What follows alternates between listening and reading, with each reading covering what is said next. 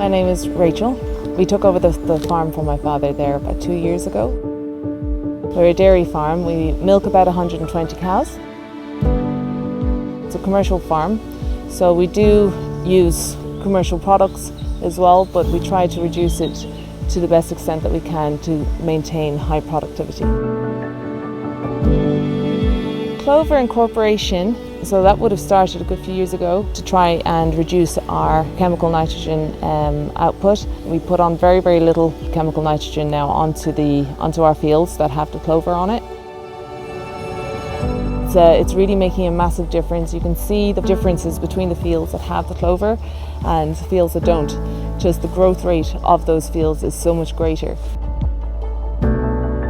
The bare soil banks have been always a part of the farm. The cows have always made sure that there's a lot of bare banks around the farm, especially on the paths that they walk, so they're not constantly at it, so it's just when they're walking to and from. So the bees love that habitat.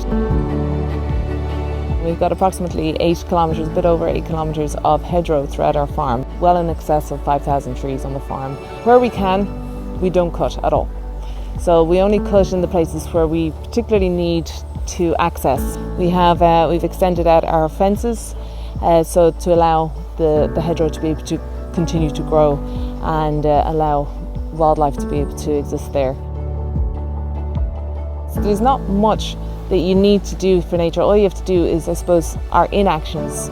Don't spread pesticides. Maybe reduce the amount of herbicides if you really have to, like the odd spot spray here for the really necessary things, but just reduce it, and it actually reduces your workload and is better for your pocket. Every step that we take on the farm always has biodiversity and nature in mind, because we need it.